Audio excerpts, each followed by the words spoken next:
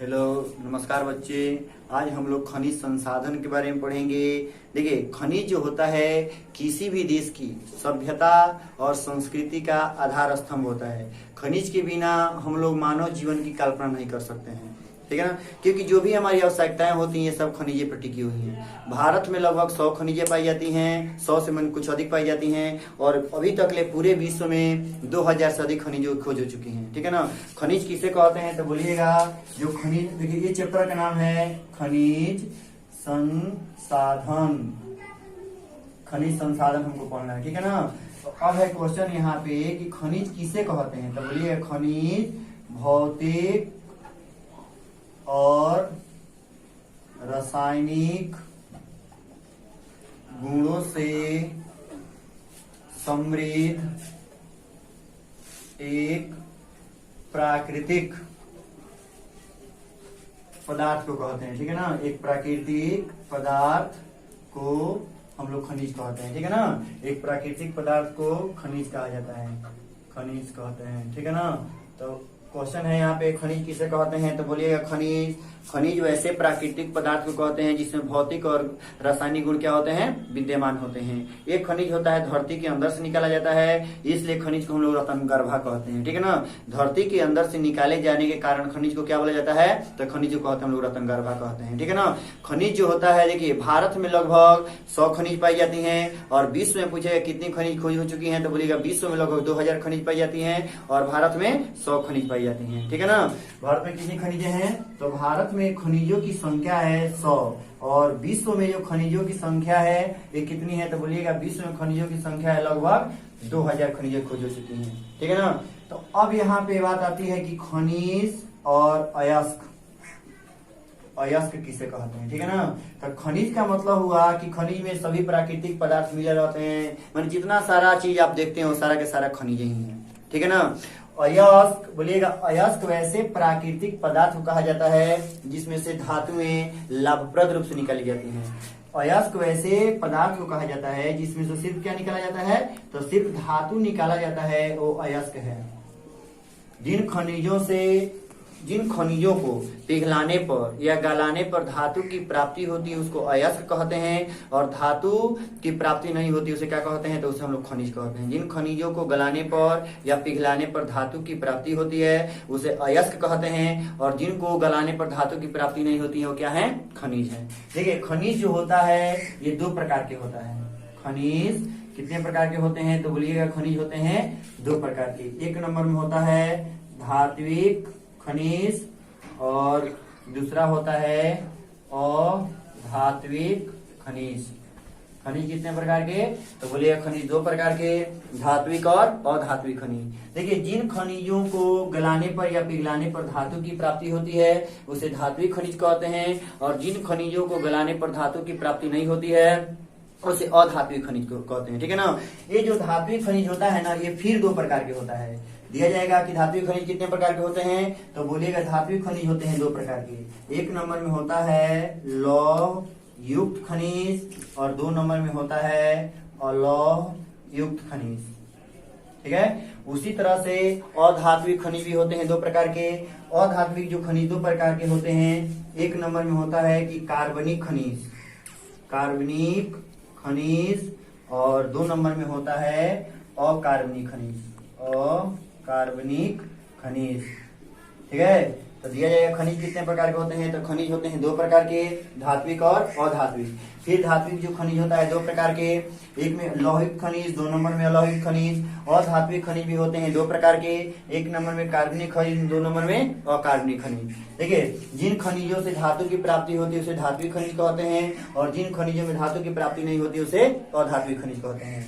देखिए इसमें है लौहिक खनिज है, अलौहिक खनिज है, ठीक है। तो लौहिक खनिज वैसे खनिज को कहा जाता है जिसमें से लोहे का अंश पाया जाता है। लौहिक खनिज वैसे खनिज को कहा जाता है जिसमें लोहे का अंश पाया जाता है उसे लौहिक खनिज कहते हैं, और जिन खनिजों में लोहे का अंश नहीं पाया जाता उसे अलौहिक खनिज कहते हैं। देखिए सोना को अगर हम लोग सोना को देखिए, अगर सोना को ऐसे मोड़ेंगे ना, पतला सोना अगर मोड़ लेंगे तो टूट जाएगा। तो सोना क्या होगा, सोना में लोहा नहीं पाया जाता है तो सोना अलोहित खनिज हो जाएगा। उसी तरह से देखिए एल्युमिनियम, एल्युमिनियम उजला कलर का होता है और एल्युमिनियम की जो प्राप्ति होती है बॉक्साइट से होती है। माने एल्युमिनियम का अयस्क क्या होगा तो बोलिएगा बॉक्साइट, ठीक है ना। बॉक्साइट को अगर हम लोग पिघलाएंगे, अगर बॉक्साइट को पिघलाएंगे और गलाएंगे तो किसकी प्राप्ति होगी, एल्युमिनियम को, एल्युमिनियम की प्राप्ति होगी। इसलिए बॉक्साइट क्या होगा, बॉक्साइट अयस्क हो जाएगा। किसका अयस्क हो जाएगा, तो हो जाएगा एल्युमिनियम का अयस्क। उसी तरह से लोहा का भी अयस्क होता है, अभी नीचे हम बताएंगे आप लोगों को। देखिए यहाँ पे लोहित खनिज, जिन खनिजों में लोहा का अंश पाया जाता है उसे लोहित खनिज कहते हैं, और जिन खनिजों में लोहा का अंश नहीं पाया जाता उसे अलोहित खनिज कहते हैं। लोहित खनिज के अंतर्गत आ जाएगा लोहा, उसके बाद से आ जाएगा निकेल, उसके बाद से आ जाएगा मैग्नीज। ये सब क्या होंगे, ये सब लोहित खनिज होंगे। इनको पिघलाने पर लोहा की ही प्राप्ति होगी तो ये होगा लोहित खनिज। और लोहित खनिज में क्या हो जाएगा, तो लोहित खनिज में हो जाएगा सोना, चांदी, तांबा, सोना, चांदी, तांबा, ठीक है ना। अपने मन से और भी कुछ बोलिए, सोना हो गया, चांदी हो गया, तांबा हो गया, ये सब क्या है, ये सब है अलोहित खनिज। तो देखिए लोहित खनिज में लोहा का अंश पाया जाता है, लोहित खनिज में लोहा का अंश नहीं पाया जाता है। सोना को अगर हम लोग पिघलाएंगे तो सोना को ऐसे मोड़ेंगे तो सोना क्या होता है, पतला होता है, कोमल होता है। तो जो कोमल होता है वो लोहित खनिज होता है, जो कठोर होता है वो क्या होता है, लोहित खनिज हो जाता है, ठीक है ना। उसी तरह से अधात्मिक खनिज दो प्रकार के, कार्बनिक और अकार्बनिक। कार्बनिक खनिज का मतलब हुआ जिन खनिजों में कार्बन की मात्रा पाई जाती है, जिन खनिजों में कार्बन की मात्रा पाई जाती है उसे कार्बनिक खनिज कहते हैं। देखिए कार्बनिक खनिज के अंतर्गत आ जाएगा जिसको मैंने जिसे जलाने पर जल जाता है उसे कार्बनिक खनिज कहते हैं, और जिन खनिजों को जलाने पर नहीं जलता है उसे अकार्बनिक खनिज कहते हैं। मान जिनमें कार्बन की मात्रा पाया जाएगा वो कार्बनिक हो जाएगा, जिनमें कार्बन की मात्रा नहीं पाई जाएगा वो अकार्बनिक खनिज हो जाएगा, ठीक है ना। तो कार्बनिक खनिज के अंतर्गत क्या आ जाएगा, तो आप बोलिएगा कोयला। ये कोयला जो है ये कार्बनिक खनिज हो जाएगा कि कोयला को जलाने पर क्या होता है, जल जाता है। उसके बाद से और बताइए पेट्रोलियम, पेट्रोलियम को भी जलाने पर जल जाता है तो पेट्रोलियम भी क्या हो जाएगा, कार्बनिक हो जाएगा। लकड़ी क्या हो जाएगा, तो लकड़ी भी हो जाएगा कार्बनिक, क्योंकि लकड़ी को जलाते हैं तो भी जल जाता है। कागज क्या हो जाएगा, कागज हो जाएगा कार्बनिक, मैंने कागज तो खनिज नहीं है। देखिए कोयला, पेट्रोलियम, उसके बाद से बताइए गैस, गैस जलाने पर जल जाता है तो गैस भी हो जाएगा क्या, तो ये भी हो जाएगा कार्बनिक खनिज। देखिए लकड़ी को हम लोग खनिज नहीं कह सकते हैं, ठीक है ना।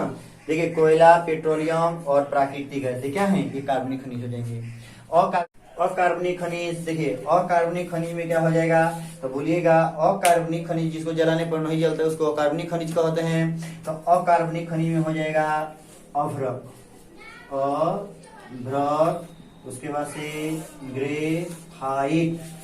ये ग्रेफाइट जो होता है ना ये अधातु का अपवाद होता है क्योंकि ये विद्युत का सुचालक होता है। ग्रेफाइट जिसको अधातु का, अधातु है लेकिन ग्रेफाइट जो होता है ना विद्युत का सुचालक होता है, इसलिए इसको अपवाद कहते हैं। ये जो अभ्रक होता है, ये अभ्रक क्या होता है ना, ये विद्युत रोधी होता है, ठीक है ना। इसीलिए जो आयरन होता है विद्युत स्त्रियां उसमें अभ्रक को भरा जाता है। अबीर में जो चमकीला पदार्थ होता है वो अभ्रक के होता है, ठीक है ना। तो अब अभ्रक का जो उपयोगिता पढ़ाएंगे ना तो उसमें आपको हम बताएंगे, नोट लीजिए, उसके आगे हम बताएंगे। देखिए अब हम पढ़ने वाले खनिज का वितरण आप लोग पढ़ लिए, माने खनिज कितने प्रकार के होते हैं, ठीक है ना। अब हम देखना है खनिज की विशेषताएं। देखिए खनिज की विशेषता, तो यहाँ पे हम लिख देते हैं खनिज की विशेषता। देखिए खनिज की विशेषता होती है जिस प्रकार, देखिए अगर हमें सामान, तो जो अच्छा सामान होता है ना, देखिएगा जो अच्छा सामान होता है, चाहे जो अच्छे व्यक्ति होते हैं ना बहुत कम होते हैं, लेकिन जो गाली गलौज करने वाला, मारपीट करने वाला बुरा व्यक्ति हमें बहुत ज्यादा पाया जाता है, ठीक है ना। उसी प्रकार से खनिज है, मैंने उच्च गुणवत्ता वाले जो खनिज होते हैं ना वो कम पाए जाते हैं और निम्न गुणवत्ता वाले खनिज अधिक पाए जाते हैं। जिस प्रकार अच्छे व्यक्ति की संख्या कम होती है और बुरे व्यक्ति की संख्या क्या होती है, अधिक होती है, उसी तरह से बोलिएगा उच्च गुणवत्ता वाले खनिज कम और निम्न गुणवत्ता वाले खनिज अधिक मात्रा में पाए जाते हैं। खनिज की पहली विशेषता हुआ, मैंने खनिज की विशेषता बोलेगा तो बोलिए खनिज की विशेषताएं निम्नलिखित है। पहला विशेषता है कि उच्च गुणवत्ता वाले खनिज कम और निम्न गुणवत्ता वाले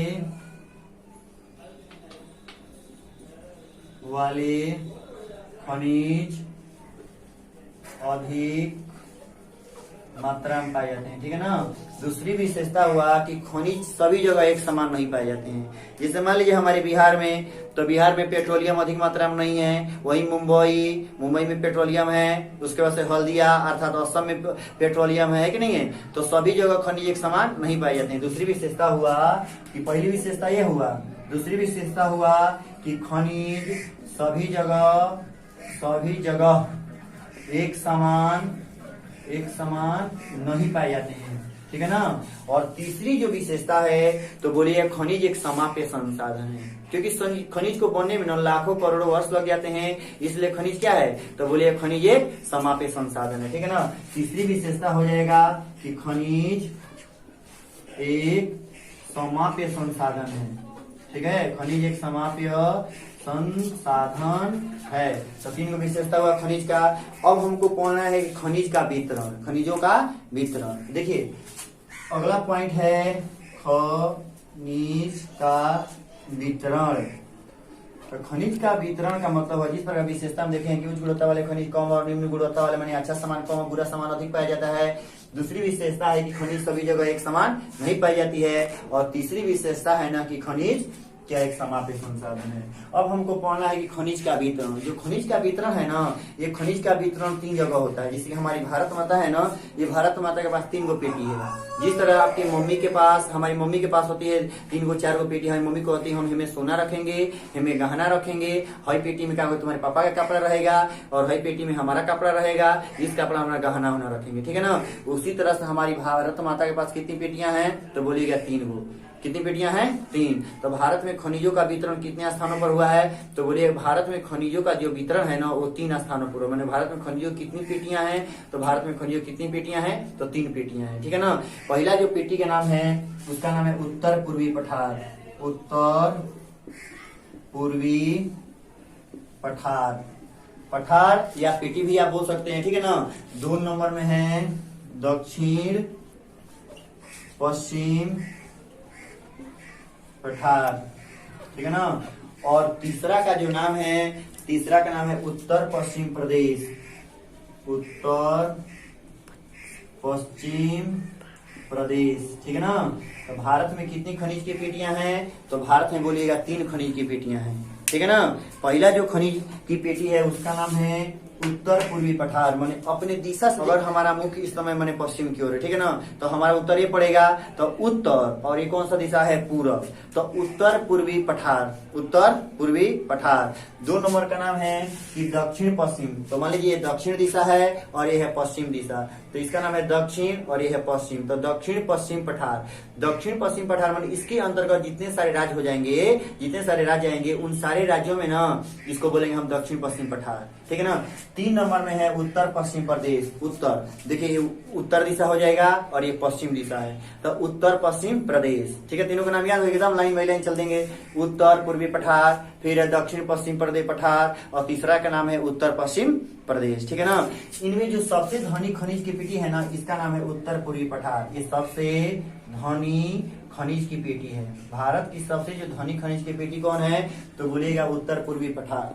उत्तर पूर्वी पठार में इसमें आ जाता है छोटा नागपुर का पठार, छोटा नागपुर का पठार, उसके बाद से आता है उड़ीसा का पठार, उड़ीसा का पठार, ठीक है ना। छोटा नागपुर का पठार, उड़ीसा का पठार, उसके बाद से आ जाएगा छत्तीसगढ़ का पठार, छत्तीसगढ़ का पठार, ठीक है ना। तो भारत की जो सबसे धनी खनिज की पेटी कौन है तो बोलिएगा भारत की सबसे धनी खनिज की पेटी जो है ना यह है छोटा नागपुर का पठार, उड़ीसा का पठार, छत्तीसगढ़ का पठार, इसी में झारखंड का भी पठार आ जाएगा। झारखंड माने इसमें भी आ जाएगा क्या तो झारखंड। देखिए इसमें पाए जाने वाले खनिज का वितरण माने खनिज माने इसमें कौन कौन से खनिज पाए जाते हैं पूछेगा तो बोलिएगा ना कि उत्तर पूर्वी पठार में मैंने जितना आपके मन में जो जो खनिज चलता हो उस सारे खनिजों का नाम बता दीजिए। जैसे बोलिएगा लोहा, मैग्नीज, तांबा, ठीक है। उसके बाद से डोलोमाइट, ये सब खनिज पाया जाता है किसमें तो बोलिएगा उत्तर पूर्वी पठार में। तो भारत की जो सबसे धनी खनिज की पेटी कौन है तो बोलिएगा उत्तर पूर्वी पठार। 2 नंबर में है दक्षिण पश्चिम पठार। तो दक्षिण पश्चिम, ये दक्षिण दिशा है, ये पश्चिम दिशा है। तो भारत, आप कल्पना करिए कि भारत के दक्षिण दिशा में कौन सा राज्य होगा। तो भारत के दक्षिण दिशा में कर्नाटक है, तमिलनाडु है कि नहीं। तो भारत के दक्षिण दिशा में तमिलनाडु और कर्नाटक राज्य पड़ते हैं। तो कहेगा कि दक्षिण पश्चिम पठार में कौन कौन से राज्य आते हैं। तो बोलेगा कि दक्षिण पश्चिम पठार में ना कर्नाटक आता है। क्या आएगा। तो बोलिए कर्नाटक का पठार, उसके बाद से क्या जाएगा तमिलनाडु का पठार, तमिलनाडु का पठार, ठीक है ना। तो ये कर्नाटक और जो ये तमिलनाडु है, देखिए कर्नाटक, यहाँ पे भारत में 3 गो सोने की खान है। भारत में 3 सोने की खान है और ये तीनों सोने की खान किस पठार में पाया जाता है। तो बोलिएगा कि दक्षिण पश्चिम पठार में ना भारत के तीनों सोने की खान पाई जाती है। इसमें जो सबसे बड़ा सोना का खान है उसको बोलते हैं हम लोग कोल्लार। क्या बोलते हैं। तो भारत में सबसे बड़ा सोना की खान कहाँ है। तो कोलार में है। और कोलार किस राज्य में पड़ता है। तो बोलिए कर्नाटक राज्य में है। किस राज्य में है। कर्नाटक में। और भी इसमें जो खनिज पाया जाता है, मान लीजिए चांदी, फिर बोलिएगा लोहा, उसके बाद से मैग्नीज, चांदी, लोहा, मैग्नीज, तांबा, जस्ता, ये सब बता सकते हैं, ठीक है ना।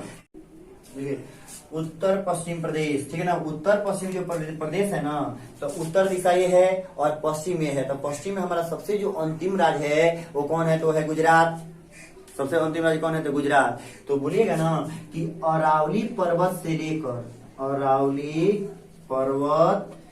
लेकर एक खंभात की खाड़ी तक फैला हुआ है। खंभात की खाड़ी। तो अरावली पर्वत से लेकर खंभात की खाड़ी तक कौन सी खनिज की पेटी फैली हुई है। तो इसका नाम है उत्तर पश्चिम प्रदेश। उत्तर पश्चिम प्रदेश। उत्तर पश्चिम प्रदेश।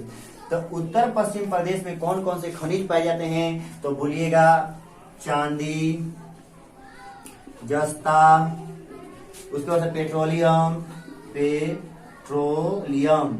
देखिए पेट्रोलियम के बारे में अगला चैप्टर में ऊर्जा संसाधन में पढ़ना है, इसमें नहीं पढ़ना है, ठीक है ना। तो उसको अगले चैप्टर में जानिएगा। लेकिन उत्तर पश्चिम प्रदेश अरावली पर्वत से लेकर खंभात की खाड़ी तक ले फैला हुआ है। इसमें चांदी, जस्ता, पेट्रोलियम, उसके बाद से मैग्नीज, ये सब इसमें पाए जाते हैं। मैग्नीज, ये सब खनिज पाई जाती हैं। तो ये दीर्घोत्तरीय में क्वेश्चन आता है कि भारत में कितनी खनिज की पेटियां हैं, उसकी विस्तार से चर्चा करें। तो बोलिए भारत में तीन खनिज की, भारत में खनिजों का वितरण एक समान नहीं है, सभी जगह अलग अलग है, ठीक है ना। भारत में 3 खनिज की पेटियां पाई जाती हैं, उनका नाम बोलना पड़ेगा। तो बोलिएगा उत्तर पूर्वी प्रदेश या उत्तर पूर्वी पठार, 2 नंबर है दक्षिण पश्चिम पठार, और तीसरा का नाम है पश्चिम उत्तर बोलिए या उत्तर पश्चिम पठार। इसमें जो सबसे खनिज की पेटी कौन है। तो बोलिएगा उत्तर पूर्व पठार, ठीक है ना। उत्तर पूर्वी पठार में एक नाम बताइए। तो बोलिएगा छोटा नागपुर का पठार। भारत में कितनी सोने की खान है। तो 3। और किस पठार में आता है। तो किस पठार में आता है। तो दक्षिण पश्चिम के पठार में। और ये कोल्लार सोना की खान है वो किस राज्य में है। तो किस राज्य में है। कर्नाटक में। खनिज कितने प्रकार के होते हैं। 2। विश्व में कितनी खनिजें पाई जाती हैं। तो 2000। और भारत में कितनी है। तो 100। आर्थिक रूप से कितने महत्वपूर्ण है। तो 35। देखिए स्क्रीनशॉट लीजिए, उसके आगे हम बता। देखिए अब एक और देख लीजिए, दीर्घोत्तरीय में क्वेश्चन आता है कि धात्विक और अधात्विक खनिज में अंतर स्पष्ट करें, ठीक है ना। देखा क्वेश्चन ना, देखिए क्वेश्चन आएगा कि धात्विक और अधात्विक खनिज में अंतर स्पष्ट करें, ठीक है ना। तो बोलिएगा धात्विक खनिज और धात्विक खनिज में निम्नलिखित अंतर है। एक और क्या करिएगा, इसे कॉलम बनाकर लिखिएगा। एक और लिखिएगा धात्विक खनिज, और यहाँ पे लिखिएगा अधात्विक खनिज। देखिए अब यहाँ पे अंतर देखना है। तो धात्विक खनिज को गलाने पर धातु की प्राप्ति होती है और अधात्विक खनिज को गलाने पर अधातु की प्राप्ति होती है। पहला अंतर हो जाएगा। पहला अंतर होगा कि धात्विक खनिज को गलाने पर धातु की प्राप्ति होती है, ठीक है ना। और अधात्विक खनिज को गलाने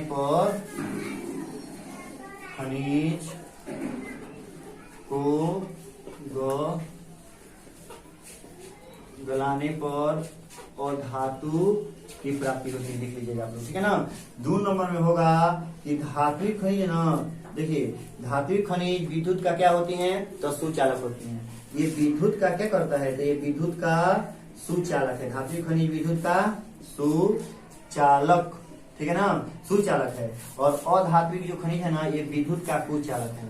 अधात्विक खनिज विद्युत का कुचालक है, कुचालक, ठीक है ना।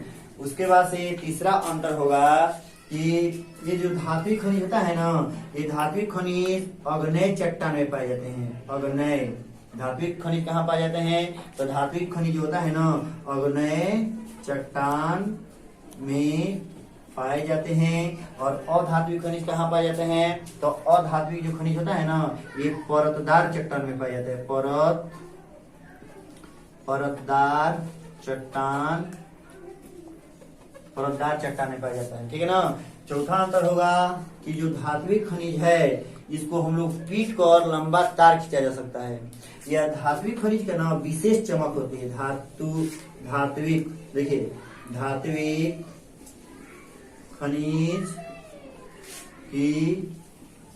खनिज में बोलेंगे चमक होती है। धात्विक खनिज में चमक, जैसे कि देखिए सोना चांदी सब धात्विक खनिज है। सोना का भी चमक होता है, चांदी का भी चमक होता है। अधात्विक खनिज में ना अपना अलग चमक होता है। अधात्विक खनिज का अपना अलग चमक होता है। जैसे कि पेट्रोल का रंग कैसा होता है? तो पेट्रोल का रंग जो होता है वो पीला होता है। तो इनका एक अलग चमक होता है अधात्विक खनिज का, ठीक है ना। देखिए इसका स्क्रीनशॉट लीजिए, फिर आगे हम बताते हैं। देखिए यहाँ पे भारत में कितनी खनिज की पेटियां हैं? तो हम बताए थे आपको 3, ठीक है ना। लेकिन एक और खनिज की जो पेटी है, जिसका अभी तक ले मैंने उसमें खुदाई नहीं किया जा रहा है, खनन नहीं किया जा रहा है, उसका नाम है हिमालय की खनिज की पेटी। तो जो हिमालय की खनिज की हिमालयन जो खनिज की जो पेटी है ना, इसमें भी लौह अयस्क, मैग्नीज ये सब पाए जाते हैं। लेकिन इसकी खुदाई अभी शुरू नहीं की गई है। तो भारत में 3 खनिज की पेटी है, लेकिन चौथी जो खनिज की पेटी है ना, उसको बोलेगा हिमालयन खनिज की पेटी। हिमालयन खनिज की पेटी, ये चौथी खनिज की पेटी है, ठीक है ना। अब हमको पढ़ना है कि धात्विक खनिज के बारे में। देखिए वो तो हो गया। देखिए अब आपको यहाँ पे लिखिएगा धात्विक खनिज। तो धात्विक खनिज में सबसे पहले आपको पढ़ना है कि लोहा के बारे में। लोहा जो होता है खदानों से शुद्ध रूप में नहीं निकलता है। किस रूप में निकाला जाता है? तो अयस्क के रूप में। जब अयस्क को जो हम पिघलाते हैं तो हमको किसकी प्राप्ति होती है? लोहा की प्राप्ति होती है। लोहा खदानों से शुद्ध रूप में नहीं निकलता है, अयस्क के रूप में निकलता है। तो इसको पिघलाते हैं तो किसकी प्राप्ति होती है? तो लोहा की प्राप्ति होती है, ठीक है ना। देखिए विश्व में लोहा के उत्पादन में मैंने सबसे अधिक लोहा कहाँ है? तो विश्व में जो सबसे अधिक लोहा है ना, वो रूस में है। विश्व में सबसे अधिक लोहा कहाँ है? रूस। और भारत का स्थान कितना है? तो भारत जो होता है वो पूरे विश्व का 1/4 लोहा का उत्पादन करता है। भारत पूरे विश्व का 1/4 माने चौथे स्थान पर भारत का है। किसके उत्पादन में? तो लोहा के उत्पादन में। लोहा विश्व में पहला स्थान किसका है? रूस का। और भारत का स्थान कितना है? तो चौथा है, ठीक है ना। लोहा के उत्पादन, लोहा जो होता है ना, भारत पूरे विश्व का 1/4 उत्पादन करता है। लौह अयस्क, देखिए खदानों से लोहा का शुद्ध रूप में नहीं निकलता है। ये किस रूप में निकलता है? तो अयस्क के रूप में निकलता है। तो लौह अयस्क कितने होते हैं? तो बोलिएगा लौह अयस्क। तो जो लौह अयस्क होते हैं ना, ये 3 प्रकार के होते हैं। मुख्य रूप से जो होते हैं 3, लेकिन जब हम 8वां क्लास में पढ़ते हैं लौह अयस्क, उसमें पढ़ते हैं 4 प्रकार के। लेकिन 10th क्लास की किताब में दिया है लौह अयस्क कितने प्रकार के होते हैं? तो बोलिएगा लौह अयस्क होते हैं जो 3 प्रकार के होता है। पहला होता है हेमाटाइट, ठीक है। 2 नंबर में मैग्नेटाइट, और 3 नंबर में है वो है लिमोनाइट। लौह अयस्क कितने प्रकार के? तो लौह अयस्क 3 प्रकार के। मैंने लोहा की उपस्थिति के आधार पर लौह अयस्क 3 प्रकार के होते हैं। पहला कौन है? तो पहला हेमाटाइट। देखिए अब इसके बारे में, हेमाटाइट के बारे में। हेमाटाइट में 68% लोहा पाया जाता है। मैंने हेमाटाइट से कितनी लोहा निकाला जाता है? तो हेमाटाइट से 68% लोहा निकाला जाता है। और इसका रंग होता है लाल। इसका रंग क्या होता है? लाल। तो इसको हम बोलते हैं लाल अयस्क कहते हैं। लाल अयस्क मैंने लौह अयस्क का कौन ऐसा प्रकार है जिसको लाल अयस्क कहते हैं? तो बोलिएगा हेमाटाइट। और हेमाटाइट में से कितना लोहा निकाला जाता है? तो 68%। और इसको कौन सा अयस्क कहते हैं? तो लाल अयस्क कहते हैं। 2 नंबर में होता है मैग्नेटाइट। देखिए मैग्नेटाइट, तो मैग्नेट का मतलब होता है चुंबक, और चुंबक का जो रंग होता है ना वो काला होता है। चुंबक का रंग कैसा होता है? तो चुंबक का रंग होता है काला। तो मैग्नेटाइट का रंग कैसा होगा? तो काला होगा। और इसमें ना 60% लोहा निकाला जाता है। मैग्नेटाइट से कितना लोहा निकाला जाता है? तो मैग्नेटाइट से बोलिएगा 60% लोहा निकाला जाता है। और इसको कौन सा अयस्क कहते हैं? तो क्या बोलिएगा? काला अयस्क। कौन सा अयस्क? तो इसको बोलते हैं हम लोग काला अयस्क। क्यों काला अयस्क कहते हैं? क्योंकि मैग्नेट में चुंबक का रंग काला होता है, तो इसका भी रंग कैसा होगा? काला होगा। ठीक है ना। 3 नंबर में है लिमोनाइट। देखिए लिमोनाइट, लिमोनाइट। देखिए लेमन, लेमन मतलब होता है क्या? नींबू। और नींबू का रंग होता है जब पक जाता है तो पीला। तो इसका भी रंग कैसा होगा? इसका भी रंग होगा पीला। और इससे दिया जाएगा कि लिमोनाइट से कितना लोहा निकाला जाता है। ठीक है ना। तो जो लिमोनाइट है ना, तो लिमोनाइट से 40% लोहा निकाला जाता है। लिमोनाइट से कितना लोहा निकाला जाता है? तो बोलना है कि लिमोनाइट से 40% लोहा निकाला जाता है। इसको कौन सा अयस्क कहते हैं? तो इसको पीला अयस्क कहते हैं। ठीक है ना। तो लौह अयस्क कितने होते हैं? तो लौह अयस्क होते हैं 3, हेमाटाइट, मैग्नेटाइट, लिमोनाइट। 30 अयस्क को काला अयस्क कहते हैं। तो मैग्नेटाइट को किसको लाल कहते हैं? तो हेमाटाइट को। और किसको पीला अयस्क कहते हैं? तो लिमोनाइट को। ये लौह अयस्क में जो सबसे अच्छा होता है, मैंने किससे ज्यादा मात्रा में लोहा निकाला जाता है? किससे निकाला जाता है? तो बोलिए किससे निकाला जाता है? तो हेमाटाइट से। हेमाटाइट से कितना निकाला जाता है? तो क्या बोलिएगा? 68%, मैग्नेटाइट से 60 और लिमोनाइट से 40% निकाला जाता है। ठीक है ना। तो ये तो भारत में हो गया कि भारत विश्व में कौन सा स्थान रखता है लोहा के उत्पादन में? तो बोलिएगा चौथा। 1 नंबर में कौन है? तो रूस है। इसका स्क्रीनशॉट लीजिए। अब हम बताते हैं कि भारत में जो लोहा होता है वो किन किन राज्यों में कितनी कितनी मात्रा में पाया जाता है। ठीक है ना। इसका स्क्रीनशॉट लीजिए। देखिए भारत में जो लौह अयस्क है उसका वितरण सभी जगह एक समान नहीं है। लौह अयस्क का वितरण सभी जगह असमान है।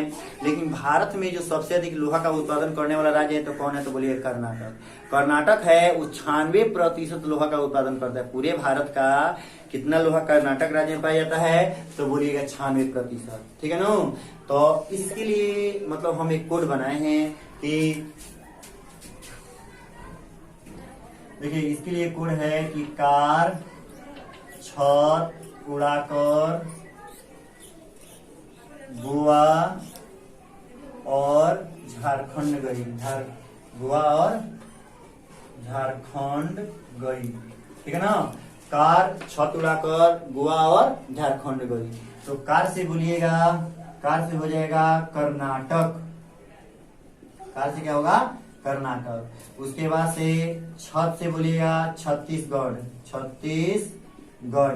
ठीक है ना। उसके बाद से उड़ाकर, तो उड़ाकर से हो जाएगा उड़ीसा। उड़ीसा। उसके बाद से क्या होगा? गोवा है तो गोवा का कोई, तो गोवा का गोवा हो जाएगा। और उसके बाद से हो जाएगा झारखंड। और राज्यों में आ जाएगा महाराष्ट्र आ जाएगा। ये सब क्या करता है? सब कोयला का लोहा का उत्पादन करता है। ठीक है ना। लेकिन इसमें जो सबसे अधिक करता है कर्नाटक है। ये भारत का 96% लोहा का उत्पादन करता है। कि कर्नाटक में ना भारत का 1/4 लोहा पाया जाता है। माने 96% जो लोहा होता है वो किस राज्य में है? तो बोलिएगा कर्नाटक राज्य में है। ठीक है ना। उसके बाद से छत्तीसगढ़ में 20% पाया जाता है। और छत्तीसगढ़ के बाद से क्या है? तो उड़ीसा में पाया जाता है 19%। और 16% पाया जाता है गोवा में। और झारखंड में पाया जाता है 15%। ठीक है ना। तो देखिए कर्नाटक में कितना पाया जाता है? तो कर्नाटक राज्य में पाया जाता है 96%। उसके बाद से होता है इसमें 20%। और इसमें होता है 19%। उसके बाद से गोवा और झारखंड में है तो गोवा में होता है 16 और झारखंड में होता है 15। गोवा में 16 और झारखंड में 15। इसमें क्या होता है? 11% लोहा पाया जाता है। ठीक है ना। देखिए तो भारत में सबसे अधिक लोहा कहाँ पाया जाता है? तो बोलिए कर्नाटक में। 2 नंबर में कौन है? तो छत्तीसगढ़ है। 3 नंबर में उड़ीसा, 4 नंबर में गोवा, 5 नंबर में झारखंड, 6 नंबर में महाराष्ट्र है। देखिए यहाँ पे सर्वाधिक लोहा पाया जाता है तो 1 नंबर में है। लेकिन देखिए ये होता है ना कि रखा हुआ है छत्तीसगढ़ ज्यादा, लेकिन उत्पादन कौन करता है? तो 2 नंबर में उत्पादन करता है ज्यादा मात्रा में उड़ीसा। लोहा खादानों से शुद्ध रूप में नहीं निकलता, किस रूप में निकलता है? तो अयस्क के रूप में। इनमें क्या होता है ना कि कर्नाटक के अलग अलग राज्य हैं, माने कर्नाटक के अलग अलग जिले हैं जहाँ पे क्या पाया जाता है, जहाँ पे लोहा निकाला जाता है। तो बोलिएगा कि बाबा बुदन, बाबा बुदन कालाहांडी में केमन गुड़ी पकाए, केमन गुड़ी। बाबा बुदन कालाहांडी में केमन गुड़ी पकाए, अर्थात कि बाबा बुदन की पहाड़ी एक कर्नाटक के लौह उत्पादक जिला है, ठीक है ना। 2 नंबर में है कालाहांडी और 3 नंबर में केमनगुड़ी, 3 नंबर में केमनगुड़ी, ठीक है ना। तो बाबा बुदन कालाहांडी में क्या पकाए? केमनगुड़ी। ये लोहा उत्पादक जिले हैं, किसके? तो कर्नाटक के, ठीक है ना। 2 नंबर में है हमारा छत्तीसगढ़। तो 2 नंबर में छत्तीसगढ़ का हो जाएगा बैलाडीला, दांतेवाड़ा और दुर्ग का डल्ली। देखिए छत्तीसगढ़ का हो जाएगा बैलाडीला, उसके बाद हो जाएगा दांतेवाड़ा, ठीक है ना। उसके बाद से बोलिएगा दुर्ग का डल्ली। ये क्या है? तो लोहा उत्पादक जिले हैं, किसके? छत्तीसगढ़ के हैं, ठीक है ना। 3 नंबर में उड़ीसा। 3 नंबर में उड़ीसा का हो जाएगा 2 याद रखिएगा उड़ीसा का। एक रखिएगा बादाम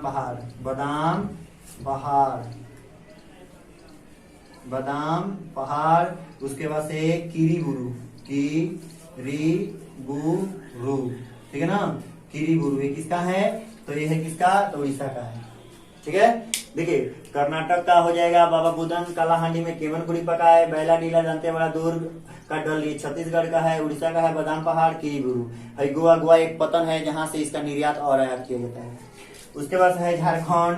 देखिए झारखंड में कौन कौन ऐसा स्थान है जहाँ पे लोग पढ़ाई करने जाते हैं बिहार से? जैसे कि हो जाएगा धनबाद, पलामू, उसके बाद क्या आ जाएगा? धनबाद हो जाएगा, पलामू हो जाएगा।